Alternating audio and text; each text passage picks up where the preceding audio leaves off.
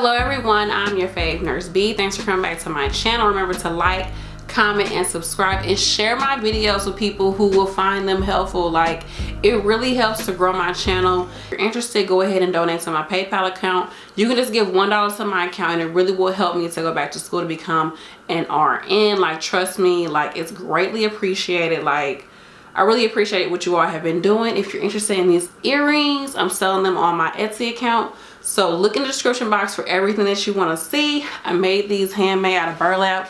Super lightweight. And I like them. Like, it's a vibe. All right. This is for all my CNAs. Like, I love my CNAs. You all know I started off as a CNA. So definitely comment down below. Are you a CNA? Are you interested in becoming a CNA? You're in school. Like, let me know where you are in your nursing career. Now, I was a CNA, I would say, for 2 years. No, over 2 years. Over 2 years before I became a nurse. So I did it while I was in nursing school.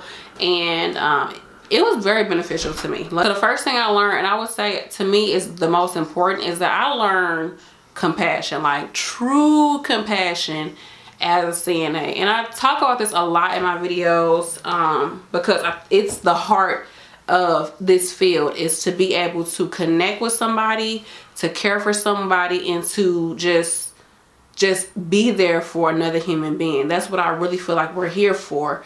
And it's to connect with each other and help each other on this road in life. You know, as corny as it freaking sounds, but it really helped me to, like, I don't know, to get out of my own head, to get out of my own world and be like, there's people out here who need help, and there's people out here who, you know, are worse off than me. And not necessarily me showing them like pity, but me being like, you know what, like, it's not that bad. What I'm going through is not that bad. And, you know, I have patients who 90 some years old, tired, don't feel like getting out of bed, but they get up every morning, they get dressed. Some of them go walking around, they smile, they're happy. They left everything in their life that they once had, and now they live in this, you know, room that they're sharing with somebody. And they have to have somebody tell them when to eat, when to wake up, when to take a nap, what to wear, all these different things.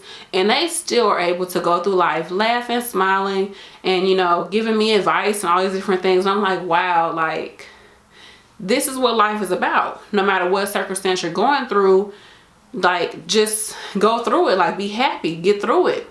And it just showed me, like, so much about life. Like, I really grew a lot becoming a CNA, and just, like, also when I say compassion, just realizing that anything can happen to anybody. I've taken care of the youngest patient I took care of in a nursing home was 30 years old. Yeah, I'm 28.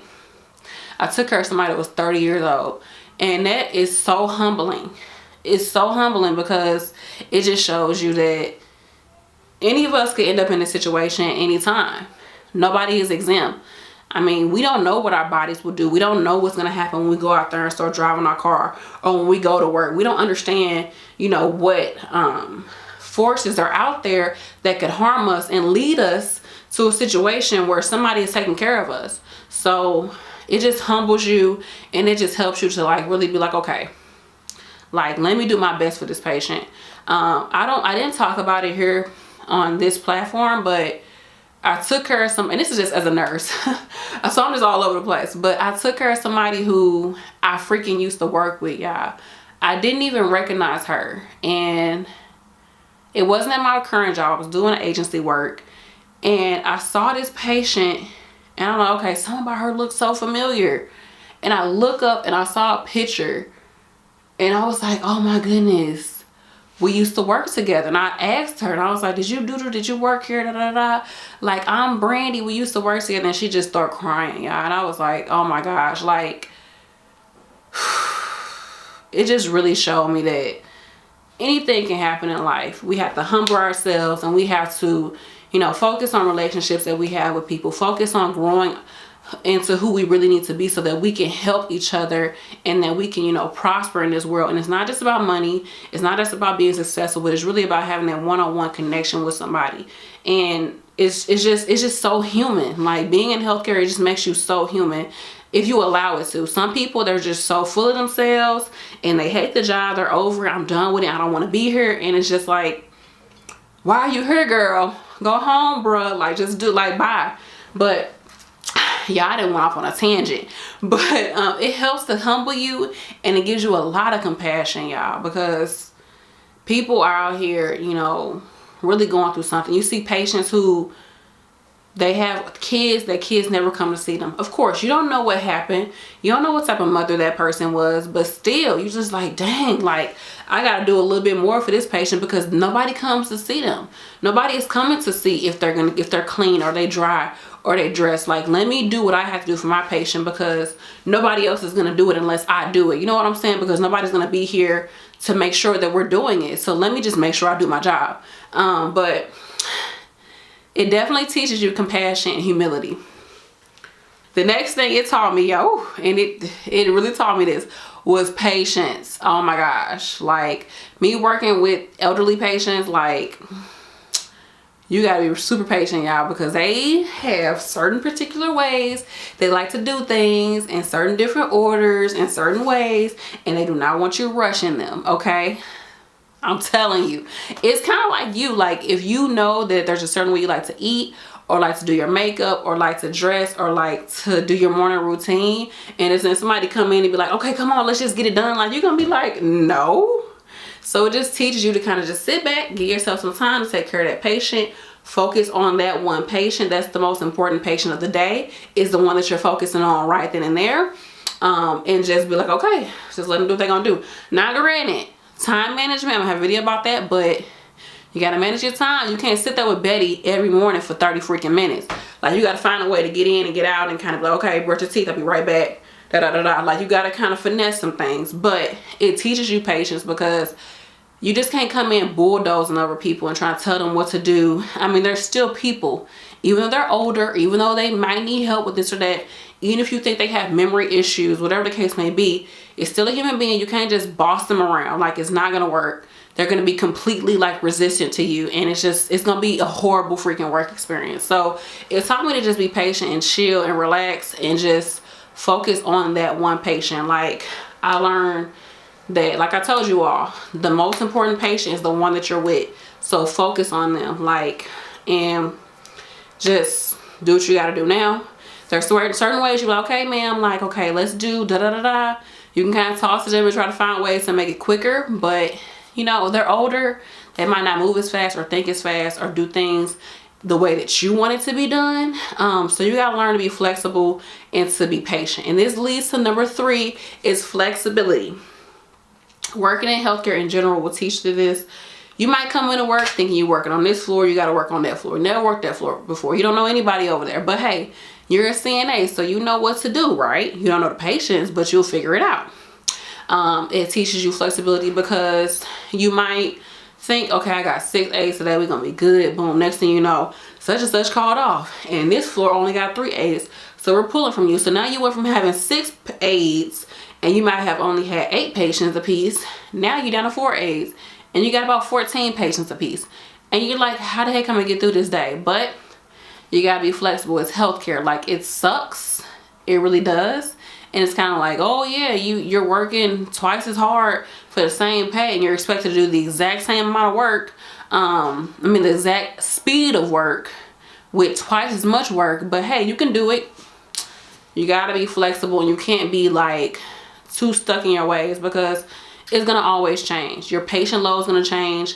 The way that your patient acts that day is gonna change. You're not the same every day. You might have a patient that's usually pretty chill, and that day they're grumpy, they're pissed, they don't want to deal with you. Like, they don't want to do it that day. But you gotta learn how to be flexible, because you're dealing with people, and people change, situations change. So it definitely helped me to learn, like, hey, like, not everything's gonna go the way I want it to go. This is not a traditional job. But I will say there's some things that you can accept as a CNA, and there's some things that you just do not accept, and that's up to you. Certain people feel like, you know, if I'm working with like a patient or like a family member that might come in and they like blatantly disrespect me, I don't care about being flexible, compassionate, patient, none of that. You're not gonna disrespect me. It's not gonna happen. You know, like, so y'all can get another aide, I can leave, whatever the case may be, but this is not gonna happen, and you have to stand up for yourself. So there's boundaries to it, but then also some things you just gotta do what you gotta do, honey. Like, you gotta make it work, because we ain't got no staff. Welcome to healthcare. Like, comment, and subscribe.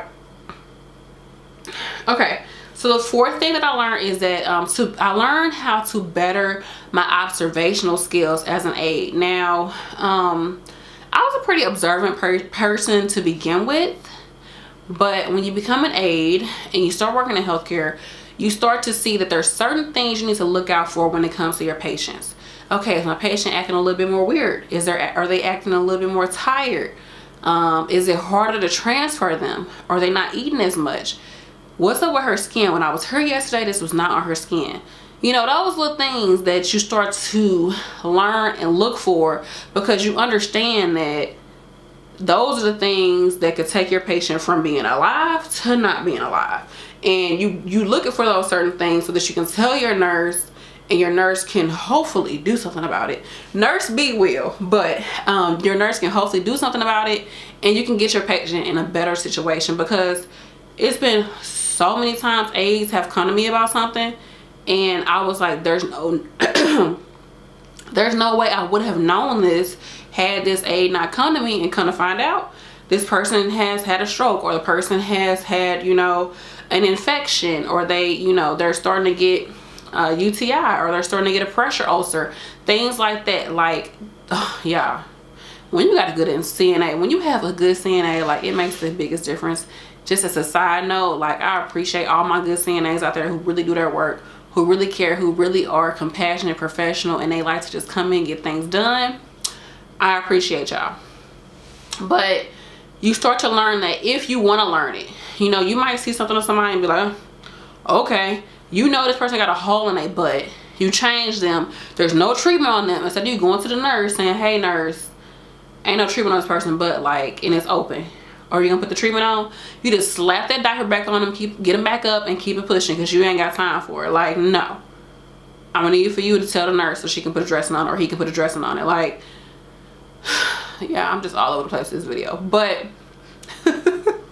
learn to be observant, and that really will help the whole team to be able to take care of this patient better, because there's so many things that you as an aide can see that the nurse cannot see. Especially with me being a float nurse, I rely heavily on regular CNAs that work that floor, because I have an idea of pretty much all the patients at my facility, but I'm not with these patients every day. And trust me, it can be, you think just working in geriatrics, like, it's not that much action, don't nothing happen, we don't do nothing. Like, skilled nursing facilities have become actually pretty skilled. But anywho, like, things can change, and it's just so good as an aide to know when your patient is changing and to be able to communicate that to their nurse. And it really helps me, like I said, because I'm not always there. Like, I'm not the regular nurse. I'm a float nurse, which I love being. The last thing that I learned as a CNA is teamwork. Yes, as cheesy as it sounds, I learned that, yeah, in order for us to get this done, like, we got to work together. And that's one of the things I loved about being an aide, was that, yes, I had my own patients, but like, overall, we all helped each other to get things done. Now, I will say at my facility, just looking at it, like, things have changed. Like, I don't feel like there's enough teamwork, enough morale. Like, there's not enough, like, let's just get it done for the patient type of deal happening anymore. But when I was an aide, we would do all of our ice chests for the, like, we had to like, fill up water pitchers for the patients with ice and fresh water. Like, no matter what, we would all, whoever came in first would start filling them up for the whole floor. We'd start passing them out. We would start doing, you know, just anything. Even if this is not your patient, feed them, answer the call light, put them on a toilet. Just help each other out, because that's how we get things done. Like the other day, I'm a nurse. The other day, we had 4 aides. I freaking... the patient was like, I gotta get a shower. Make sure I get a shower today. Okay, told the aide. I didn't realize we had 4 aides at the time. I should have been realized it. But she was like, oh, okay. And I was like, you know what? This patient can stand, they can walk. I can do that shower. So I just did the freaking shower. And the aide was like, no, I don't want you to have to do it. You pregnant, baby. Brandy, like, don't do it. You pregnant. I was like, it's not a big deal. Like, we a team. Like, we do this together. Like, it's not that big of a deal. Now, honey, had he been somebody I had to pick up and pull and tug on, yeah, you can do the shower. But you know, I was like, it's not a big deal. So, and I believe that part of me felt that way because I used to be an aide. Like, I understand, like, this is hard. Like, that one shower, granted, it took me, well, the patient was slow. Like, he was taking his time, y'all. And so it took me like 15-20 minutes to do his shower. But it took her that long to get one of her patients up and clean up one of her patients and get him fed for the day. So that's one less thing she has to do. And me, I didn't have that much to do. I had already came in and did pretty much all my work for the day, like my treatments and stuff, and then everything else was like petty work. So I had time to do it. So it just shows you, like I said, we a team. Like, taking care of people, doing all this stuff is not easy. This stuff is not quick and fast in a hurry. Like, sometimes you got to step in and get it done, and you do it for the patient. Like, so I really feel like me being an aide before a nurse helped me in that situation, helped that aide in that situation, because I knew where she was coming from. It's 4 aides. I think we had like 56 patients, you know, so she had over 10 patients to herself. She had Hoyer lists. She had other showers she had to do. She had to still feed people and get people up for the day. So it's just like, have compassion. And then, you know, this goes back to compassion. It teaches you compassion for the people that you work with too, not just for your patients, but you start to realize, like, dang, like, okay, like, we got to get this done. Like, let me help her out, because I know she over there struggling. Let me help her out. Let me help him out.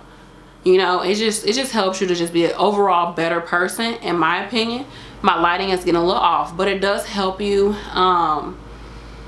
I suggest anybody who's interested in healthcare become a CNA first. You will get an idea really of what it's like. You'll see nursing, you'll see healthcare from a totally different perspective. Even if you don't want to do it for a long time or in the long run, do it for 60 days and just get an idea of like how it is. That's my opinion. And once again, I am your fave nurse B. Thank you so much for your support. Comment down below, like I said, are you becoming a CNA? You're already a CNA? Add to my list some things that you have learned as a CNA, and just give some encouragement to people who want to become one, or who are already CNAs and they feel down about it and they feel like, this is not for me, I hate it, it sucks, but I want to be in healthcare. Kind of give some encouraging words to them as well in the comment section. Like, I love y'all comments, keep them coming. And if you all are interested, go ahead and donate to my PayPal account. Check out these earrings. Follow me on my second channel, Stay Forever True. It's a lifestyle channel about my pregnancy. Yeah, I took a lot to put this shirt on. No, about my pregnancy. So go check that out. Thank you all once again for watching, for supporting me. Like, I feel like so much love, and I'm doing my best to get more videos out. I have a lot of content coming for you all this year. Even though I'm about to have this baby, I got some time still, so I'm gonna crank out as many videos as I can. Definitely put your video requests down below if you want to see more CNA videos. All right, I'm out, y'all. Peace.